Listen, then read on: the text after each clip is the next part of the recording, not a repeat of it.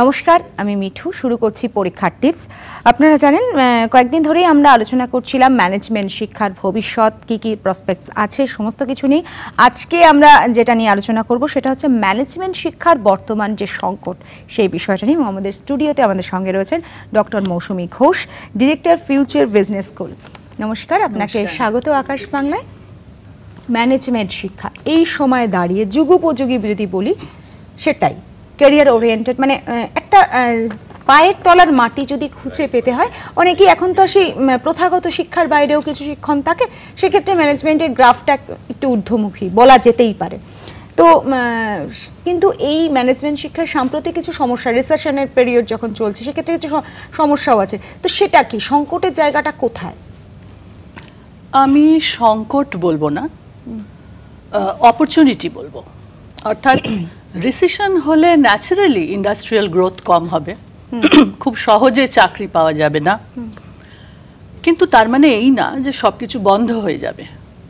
এবং এমন সেই অর্থে ক্রাইসিস ঠিক বলা যাবে না। আমার কাছে কিছুই ক্রাইসিস মনে হয় না, নিজেকে আরো বেশি শান দেওয়া প্রয়োজন। ফর এক্সাম্পল, আজকের কাগজেই বোধহয় দেখছিলাম যে আমাদের যখন মোটামুটি 5% হচ্ছে রেট অফ গ্রোথ, বলিউডের রেট অফ গ্রোথ হচ্ছে 10%। মানুষের স্ট্রেস হবে, এন্টারটেনমেন্টে যাবে। আর এমন কোনো ইন্ডাস্ট্রি গ্রুপ নেই যেখানে ম্যানেজমেন্ট স্টুডেন্টসদের দরকার পড়ে না। সুতরাং তাকে একটু বেছে নিতে হবে। নতুন নতুন চিন্তা ভাবনা আমরা যারা প্রশিক্ষক তাদের ভাবতে হবে যে ছেলে মেয়েদের কিভাবে তৈরি করব, কারণ সময়টা তো বদলে যাচ্ছে, ভীষণ ভীষণ তাড়াতাড়ি বদলে যাচ্ছে। সুতরাং সংকট বলাটা, শব্দটার প্রতি আমার ঠিক আমার মনোমত হলো না শব্দটা।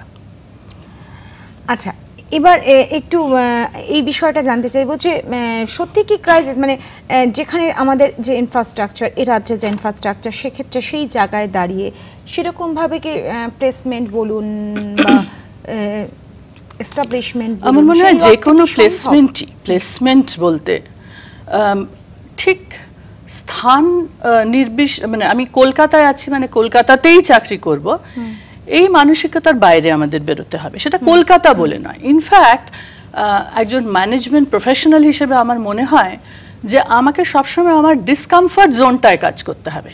যেখানে আমি comfortable, I should push my self out of my comfort zone. সুতরাং প্রথমত কলকাতার কোনো আলাদা করে কলকাতাতে চাকরি করতে হবে এই মানসিকতা যদি থাকে আমার কিন্তু মুশকিল আছে। কলকাতা কেন, কোথাও কেন আমি নিজেকে বেঁধে ফেলবো কেন? এটা তো ঠিকই যে গ্রোথ রেট কম, এ বিষয়ে কোনো সন্দেহ নেই, কিন্তু আমি কেন এই ক্রাইসিসের পেছনে কারণটা কি শুধু কি রিসেশন, নাকি আরো অনেক কিছু ফ্যাক্টরস কাজ করছে? ম্যানেজমেন্ট শিক্ষায়, যে কোনো শিক্ষায় যেটা হচ্ছে যে স্টুডেন্টরা আজকাল খুব aware because of internet and because of other things. মানে আমি আমার ক্লাসে যখন ছাত্রের মুখোমুখি হচ্ছি, সে আমার আগে অনেক বিষয় জেনে যাচ্ছে। সুতরাং শিক্ষকদের নতুন করে ভাবতে হবে যে আমি কিভাবে, ছাত্র আমার কাছে আমাকে কেন রেসপেক্ট করবে, আমাকে কিন্তু নিজেকে ভাবতে হবে এটা। আর ছাত্রকেও ভাবতে হবে যে ওই একটা কলেজে গেলাম এবং সে প্লেসমেন্ট দিয়ে দিল, আমি দিনের পর দিন এলাম না বা আমি ক্লাসে গেলাম না, এই দিন বেশি দিন চলতে পারে না এটা। আপনি তো দীর্ঘদিন আইআইএম এর সঙ্গে যুক্ত ছিলেন, প্রশিক্ষণ দিয়েছেন, তো সেই জায়গা থেকে আমি বলবো, আপনি তো অনেক কাজ থেকে দেখেছেন, তো তাদের চাহিদাটা কি, সেই চাহিদাটা কি কোথাও একটা ধাক্কা খাচ্ছে? তার জন্যই কি এই ফ্রাস্ট্রেশনটা তৈরি হচ্ছে? কোথায় সমস্যার গোড়াটা ঠিক কোথায় নিহিত রয়েছে? IIM is a brand. কাজে আইআইএম এর সঙ্গে যদি আমি আজকে অন্য সব ম্যানেজমেন্ট ইনস্টিটিউটের তুলনা করি, তুলনাটা সঠিক হবে না। এবং আইআইএম এর সেই অর্থে আমি বলছি একটা সামগ্রিক চেহারা তো ফুটে উঠবে। চেহারা ক্রাইসিসের নয়, চেহারা হচ্ছে নিজেকে শান দিতে হবে। প্রশিক্ষক হিসেবে আমাকেও নিজেকে শান দিতে হবে, ছাত্র হিসেবে আমাকে নিজেকে শান দিতে হবে। আজকে আমি যদি একটা বিজনেস স্কুল স্টুডেন্ট হই, ম্যানেজমেন্ট পড়ি, সে আমার আন্ডার গ্র্যাজুয়েশনেই হোক আর পোস্ট গ্র্যাজুয়েশনেই হোক, বিশেষ করে পোস্ট গ্র্যাজুয়েশনে, এটা কি হতে পারে যে আমি খবরের কাগজটা পড়বো না, আমি বিজনেস নিউজটা পড়বো না? Business news is a must, আমাকে জানতে হবে। আর আমার মনে হয় আমরা যদি একটু ফিরে তাকাই যে ম্যানেজমেন্ট শিক্ষা এলো কেন, দরকার ছিল না তো আসার। ইনফ্যাক্ট মানে হিস্ট্রি আছে, সোশিয়োলজি আছে, ইকোনমিক্স আছে, এমনকি অ্যাকাউন্টেন্সি আছে, হিসাব শাস্ত্র ছিল। তা সত্ত্বেও ম্যানেজমেন্ট এডুকেশন কেন এলো এই কারণে যে একটা মানুষ যখন ব্যবসা করবে বা একটা ব্যবসার মধ্যে ঢুকবে বা কোনো কাজ করবে, কাজ মানে কি, ব্যবসাই হচ্ছে সেটা, বা ইনফ্যাক্ট ইভেন এনজিওস, কিছু হতে পারে, সেটাকে ম্যানেজ করতে হবে সমস্ত দিক। অর্থাৎ এটা ঠিক একটা সাবজেক্ট পড়ছি না, আমি বিভিন্ন রকমের সাবজেক্ট পড়ছি। সেখানে সোশিয়োলজি আছে, বিহেভিয়ারাল সায়েন্স আছে, সেখানে ফাইন্যান্স আছে, সেখানে মার্কেটিং আছে, সেখানে এইচআর আছে, সেখানে সিস্টেমস আছে। সুতরাং আমার ক্যানভাসটা বিরাট বড়। এটাতে আমাকে কিন্তু বিরাটভাবে পারদর্শী করে তোলা হচ্ছে না কোনো একটা বিষয়ে। আমাকে সমস্ত বিষয় সম্পর্কে একটা, আমি ওয়ার্কিং নলেজ বলবো না, আর একটু বেশি, যাতে করে আমি একটা ব্যবসা প্রতিষ্ঠানের যোগ্য হয়ে উঠতে পারি। তো এই যোগ্য হয়ে ওঠাটা শুধুমাত্র কিন্তু বই পড়ে নয়, চতুর্দিক থেকে আমাকে ব্লটিং পেপারের মতন আহরণ করতে হবে। আমি যেখানে যাচ্ছি, আজকে আমি যদি একটা শপিং মলে ঘুরে বেড়াই, সেখানেও দেখতে হবে যে কাস্টমাররা কি চাইছে। আমি যখন দেখছি যে দুটো মানুষ বাসে ঝগড়া করছে, সেখানেও কিন্তু একটা এইচআর পার্সপেক্টিভ আমার মধ্যে চলে আসতে পারবে। মানুষটা কি চাইছে, তার কি খুব অসুবিধা হয়েছে, সে কি সকালবেলা আজকে ভালো মেজাজ নিয়ে বেরোয়নি, সে কি বাসের লাইনে খুব ঠেলাঠেলি করে উঠেছে, তার কি অন্য কোনো দ্বন্দ্ব চলছে তার মধ্যে, এটা হচ্ছে একটা এইচআর এর যে ঢুকছে। আজকে সিস্টেমস, গোটা ব্যাপারটাই তো সিস্টেমস ব্যাকবোন। সুতরাং আমার এই মানে দৃষ্টিভঙ্গিটার বদল, এটা দু তিনটে ব্যাপার। একটা তো পড়াশোনার মধ্যে বটেই। একটু থামাচ্ছি, আপনাকে একজন রয়েছেন আমাদের সঙ্গে। হ্যালো হ্যালো হ্যালো, হ্যাঁ বলুন। হ্যাঁ, আমার প্রশ্নটা হচ্ছে যে ম্যানেজমেন্ট এডুকেশন, আমি রণজিৎ চৌধুরী বলছি অরবিট সিটি থেকে। হ্যাঁ বলুন। আমার প্রশ্নটা হচ্ছে যে ম্যানেজমেন্ট এডুকেশনে ছাত্রদের লেখাপড়ার সাথে সাথে আর কিভাবে তৈরি করতে হবে আচ্ছা, to get a job in the market. আচ্ছা, আপনি সঙ্গে থাকুন। খুব ভালো প্রশ্ন, এটা নিয়েই ছিলাম আমরা, এটা নিয়েই আমরা কথা বলছিলাম, সুবিধা হবে। হ্যাঁ, ওনার যেটা শুরু করেছিলাম যে প্রথম হচ্ছে সকালবেলা অথবা রাত্রিবেলায় বিজনেস নিউজ পেপার পড়তে হবে, এবং অতি অবশ্য অন্ততপক্ষে ইংরেজি ভাষাটা, মাতৃভাষা তো ঠিক আছে নিজের কাছে আছে, ইংরেজি ভাষাটায় আমাকে রপ্ত হতে হবে। এই জায়গাটায় আমি দেখছি যে সাধারণ ম্যানেজমেন্ট স্কুলগুলোয় বড় অসুবিধে হচ্ছে। নিশ্চয়ই আমাদের গ্রামাঞ্চল থেকে কেন পড়াশোনা করবে, নিশ্চয়ই করবে, কিন্তু ওই আড় ভাঙানোটা কিন্তু সেই প্রতিষ্ঠানেরও কর্তব্য। আমার কাছে যখন একটা ছেলে এত টাকা পয়সা খরচা করে পড়তে এলো, তাকে আমি কিভাবে তৈরি করব? শুধু তো তাকে বই পড়ালে হবে না, তার মানে তার গ্রুমিংটা খুব দরকার, তার পোশাক পরিচ্ছদ, কারণ এখানে তো সে ব্যাক অফিসে সবসময় কাজ করবে না। সুতরাং সে ইনফ্যাক্ট আমাদের ইনস্টিটিউটে আমরা যেটা করি, আমরা সিনেমা দেখাই, ফিল্মস, তারপরে সেটার উপর ডিসকাশন হয়। তো আমার এই মুহূর্তে মনে পড়ছে, আমরা একটা সিনেমা দেখাচ্ছিলাম, এক ভদ্রমহিলা, তিনি ব্ল্যাকসদের মধ্যে গিয়ে, যেসব ছেলেমেয়েরা কোনোদিন লেখাপড়া করেনি, যাদের বাবা মারা খুন টুন করে, মারদাঙ্গা করে, তাদের ছেলে মেয়েদের পড়াতে গেল। তার কাছে সেটা একটা বিশাল চ্যালেঞ্জ, সে কিভাবে পড়াবে। এই অবধি দেখিয়ে, হাউ টু ম্যানেজ, এই অবধি দেখিয়ে আমরা ভেঙে দিলাম, সিনেমাটা বন্ধ করা হলো, এবং প্রত্যেকটা ছেলে মেয়েদের গ্রুপ করে দেওয়া হলো যে তোমরা এই সিচুয়েশনটা কিভাবে ম্যানেজ করবে। নানান রকম তত্ত্ব উঠে এলো ক্লাস থেকে। পরবর্তীকালে আবার সিনেমাটা দেখানো হলো যে সে যে কি অসাধারণ ম্যানেজ করেছিল, তার উপর একটা ক্রনিকল বেরিয়েছিল, একটা বই বেরিয়েছিল, সে তাদের লাইফটা লিখিয়েছিল বাচ্চাগুলোকে। সুতরাং আমাদের সব সময় একটা ইনোভেশনের মধ্যে দিয়ে যেতে হবে, নতুন নতুন, সর্বোপরি বোধহয় একটা ক্রিয়েটিভ মাইন্ড খুব দরকার। আরো একজন রয়েছেন, একটু শুনে নেব। হ্যালো হ্যালো, আমি শিলিগুড়ি থেকে শারমিন ভট্টাচার্য বলছি। হ্যাঁ বলুন। আমার প্রশ্ন রয়েছে। হ্যাঁ বলুন। হ্যাঁ, প্রশ্নটি হচ্ছে যে বর্তমানে যে ম্যানেজমেন্ট স্কুলে যে বিভিন্ন গ্র্যাজুয়েটরা যারা বেরোচ্ছে, তারা প্লেসমেন্টে এবং তাদের চাকরি পেতে তাদের অসুবিধা হচ্ছে। আচ্ছা, আপনি তো আমি যেটা স্পেসিফিকলি জিজ্ঞেস করতে চাই যে এখানে কি ম্যানেজমেন্ট কারিকুলামে কোনো পরিবর্তন আনার দরকার, মানে কোথায় প্রবলেমটা হচ্ছে, কোথায় গ্যাপটা রয়েছে, সেই ব্যাপারে আমি একটু জানতে চাই। আচ্ছা, আপনি আমাদের সঙ্গে থাকুন। এই প্রশ্ন এবং আরো অনেক জিজ্ঞাসা রয়েছে আপনার কাছে আমাদের, তবে ফিরবো একটা বিরতির পর। সঙ্গে থাকুন। বিরতির পর আবারও ফিরে এলাম। ম্যানেজমেন্ট শিক্ষার বর্তমান সংকট নিয়ে আমরা আজকে আলোচনা করছি, এবং আমাদের সঙ্গে আছেন ডক্টর মৌসুমী ঘোষ। এবারে আমরা প্রথমেই ফোনের আনসারটা দিয়ে দিই, মানে উনি যেটা বলতে চাইছেন, এবং আমারও আপনার কাছে জিজ্ঞাসা হচ্ছে যে কোথায় সমস্যাটা হচ্ছে। পড়াশোনা করে বেরোলো ঠিকঠাকভাবে, কিন্তু চাকরি পেতে কেন এত অসুবিধে হচ্ছে? আমার মনে হয় শাগনিকের প্রশ্নটা ছিল যে কোনো গ্যাপ থেকে যাচ্ছে কি, পড়াশোনা করেও কি কিছু একটা আমি পেলাম না, যে জন্য আমি চাকরিটা পাচ্ছি না। হ্যাঁ, এই জায়গাটায় এখানটা হচ্ছে যে প্রথমত আমি নিজের মূল্যায়ন সম্পর্কে পরে আসছি, ছাত্রকে বুঝতে হবে তার কি দরকার, সে কোন জায়গাটা তার শর্টফলটা, আমি সেটাই পরে আসছি। তার আগে বলি যে বিশেষ করে MBA কারিকুলামটাতে একটা সামার ইন্টার্নশিপ থাকে প্রায় মাস 2-এর 8 সপ্তাহের একটা সেটা খুব গুরুত্বপূর্ণ, সেটা খুব ইম্পর্টেন্টলি নেওয়া উচিত। কারণ সেইখানে হচ্ছে কি সে তার ক্যাম্পাসের চৌহদ্দির বাইরে বেরিয়ে অনেক দিনের জন্য একটা কোনো বিজনেস হাউসের সঙ্গে বা NGOর সঙ্গে বা সোশ্যাল ওয়ার্ক প্রজেক্টের সঙ্গে থাকছে। বহু সময় দেখা যায় যে ছাত্ররা বা সেই শিক্ষা প্রতিষ্ঠান এটাতে অতটা গুরুত্ব দেন না। এটাতে খুব অনেকটা উপকার হয় ছেলে মেয়েদের, কারণ তারা এই প্রজেক্টটা করে, প্রজেক্টটার উপরে লেখার একটা ব্যাপার থাকে, আসে এবং প্রেজেন্ট করে, এবং সেই প্রেজেন্টেশনটার সময় শুধু যে তার মাস্টারমশাইরা থাকে তা নয়, বাইরের এক্সপার্টরা থাকে।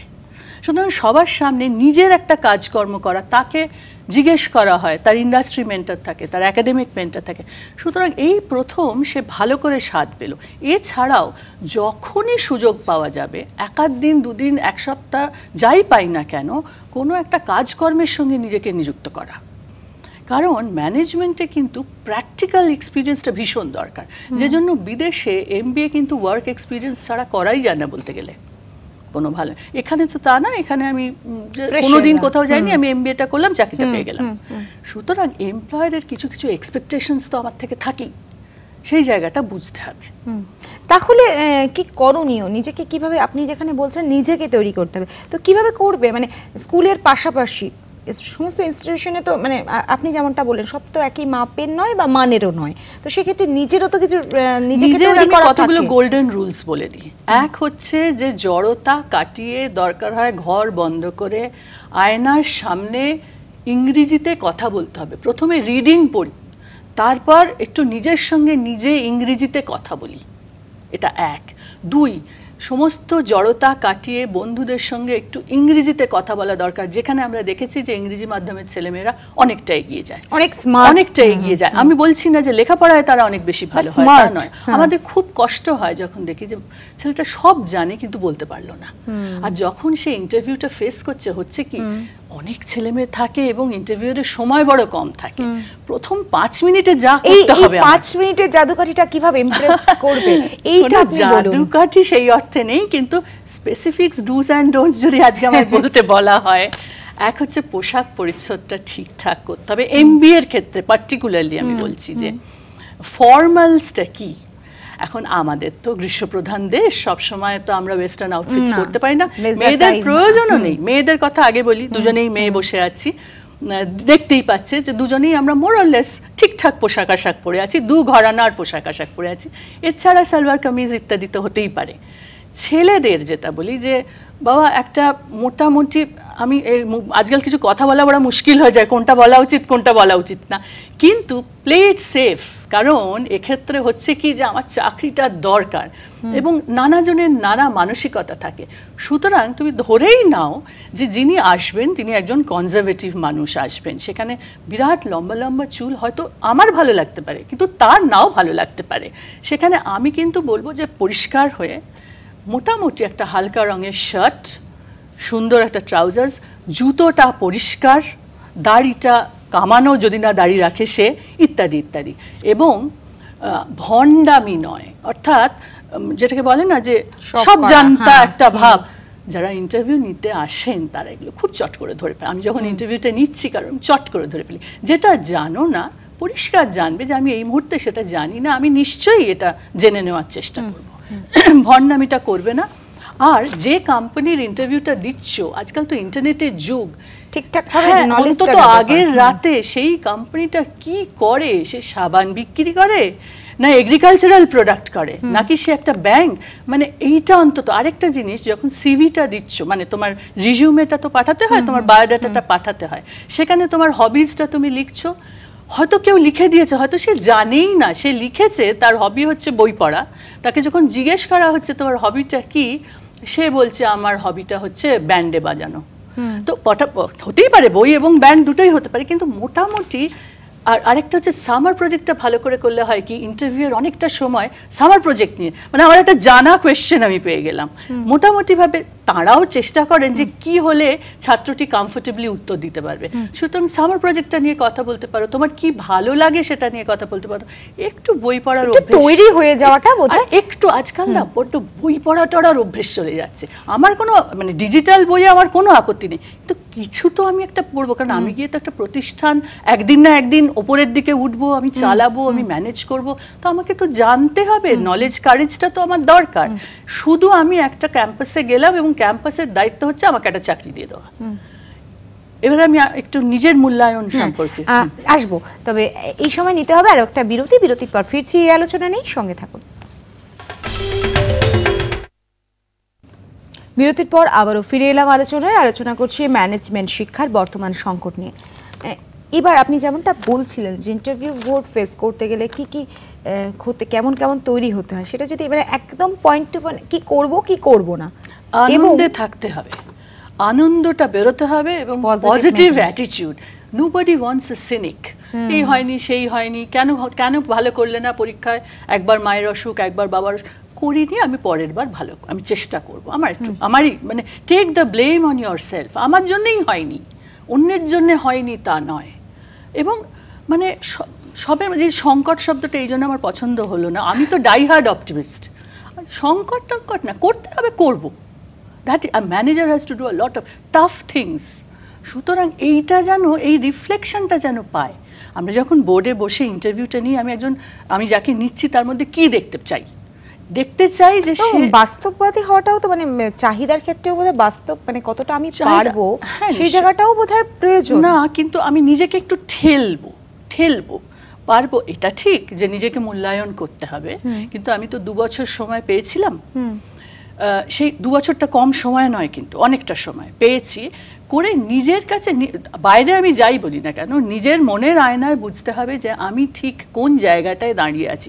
এবং বারবার আমি বলছি, ইনস্টিটিউটগুলোর দায়িত্ব বা যারা আমরা প্রশিক্ষক, আমাদের কি দায়িত্ব, সেক্ষেত্রে ফ্যাকাল্টিদের কি কোনো ম্যানেজমেন্ট সবার প্রচুর রোল থাকে, যে একটা ছেলে এই জায়গাটায় দাঁড়িয়ে আছে, আমি এতদিন পর এই জায়গাটায় তাকে নিয়ে এলাম। এই যে টাইম ম্যানেজমেন্ট, আমরা দেখেছি ইন্টারভিউতে দেরি করে ঢুকেছে, ছুটির দিনে ইন্টারভিউ পড়লো, এইগুলোর তো আমাদের বকে হোক যা হোক, এখন বলেন না যে বকতে পারবে না, এসব না, আমি যদি ভালোবাসি ছাত্রকে বকতেও পারবো, আমি এটা বিশ্বাস করি যে সে ভালোবাসাও পাবে, নরমে গরমে আমাকে, আমার দায়বদ্ধতাটা তার বাবা মার প্রতি, যে টাকা দিয়ে ছেলেটিকে আমার কাছে পাঠাচ্ছে, সোজা কথা, এই সমস্ত বিষয় নজর রাখতে, সোজা কথা। অনেক ধন্যবাদ, আমাদের সময় শেষ করতে হলো।